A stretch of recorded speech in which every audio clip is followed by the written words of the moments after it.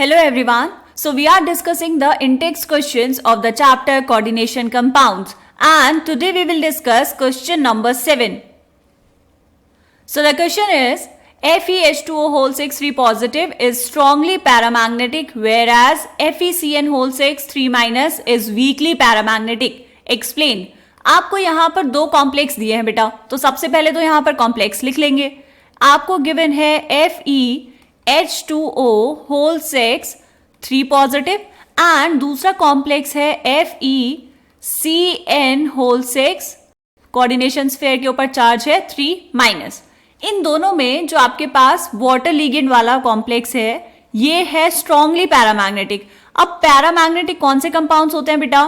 Paramagnetic का मतलब है कि वहां पर प्रेजेंट होने चाहिए अनपेयर्ड इलेक्ट्रॉन्स. तो अनपेयर्ड इलेक्ट्रॉन्स तो दोनों में प्रेजेंट होंगे, लेकिन एक स्ट्रांगली पैरामैग्नेटिक है और एक वीकली पैरामैग्नेटिक है. राइट. इसको एक्सप्लेन कैसे करेंगे? देखो बेटा, ये जो है आपके पास Fe, यहां पर इसकी ऑक्सीडेशन स्टेट निकालो. X प्लस H2 एक न्यूट्रल लिगेंड है तो ये जाएगा 0 इज इक्वल्स टू +3. तो Fe की ऑक्सीडेशन स्टेट आई यहां पर +3. और दूसरे वाले कॉम्प्लेक्स में अगर यहां पर निकालेंगे तो कितना आएगा बेटा?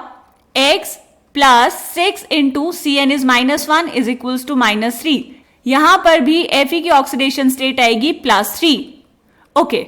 अब यहां पर अगर हम लिगेंड्स की बात करें, ऑक्सीडेशन स्टेट तो दोनों में सेम आई है. पहले वाले कॉम्प्लेक्स में जो लिगेंड है बेटा वो है H2O और दूसरे वाले कॉम्प्लेक्स में जो लिगेंड है वो है CN-.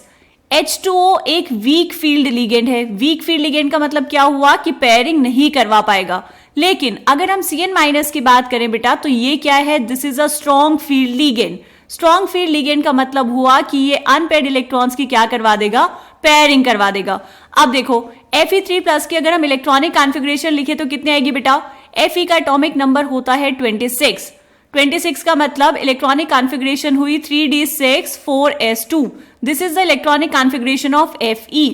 तो अगर आपको Fe3+ की इलेक्ट्रॉनिक कॉन्फ़िगरेशन लिखनी है तो कितनी हो जाएगी बेटा? 2 इलेक्ट्रॉन्स जाएंगे s ऑर्बिटल से और एक इलेक्ट्रॉन जाएगा d ऑर्बिटल से. तो ये हुआ d5 3d5 कॉन्फ़िगरेशन और यहां पर भी हुई 3d5 कॉन्फ़िगरेशन. लेकिन दोनों में डिफरेंस क्या होगा? H2 एक वीक फील्ड लिगेंड है तो यहां पर अगर हम d ऑर्बिटल्स ड्रॉ करें तो 5 इलेक्ट्रॉन्स जो यहां पर होंगे बेटा इनकी पेयरिंग नहीं हो पाएगी.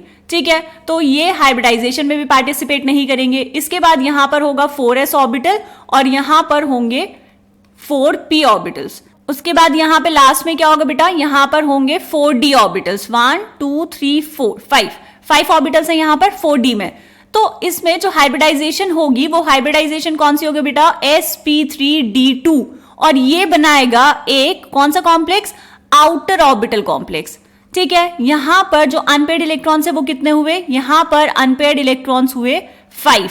वेयरएज अगर हम बात करें CN- लिगेंड की, यहां पर ये था CN- लिगेंड. ये एक स्ट्रॉन्ग फील्ड लिगेंड है बेटा. अब स्ट्रॉन्ग फील्ड लिगेंड हुआ तो क्या होगा बेटा? अगर हम यहां पर ड्रॉ करें ये 3d ऑर्बिटल, ये बनाया आपने. इसमें इलेक्ट्रॉन्स कितने हैं? अभी यहां पर हैं 5 इलेक्ट्रॉन्स Fe3+ में.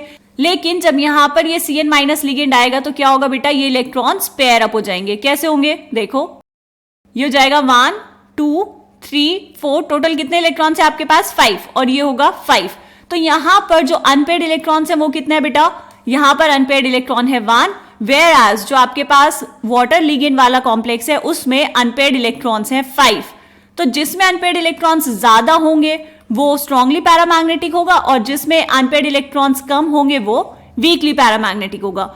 यहां पर हाइब्रिडाइजेशन कितनी होगी बेटा? इसकी हाइब्रिडाइजेशन होगी d2sp3. ऐसा क्यों बेटा? क्योंकि 2 d ऑर्बिटल्स यहां पर खाली हो जाएंगे और फिर बाद में एक आ जाएगा 4s और 3 आ जाएंगे 4p orbitals. Right. d2sp3 hybridisation हुई और जो कॉम्प्लेक्स है वो कौन सा होगा? वो बनेगा इनर ऑर्बिटल कॉम्प्लेक्स.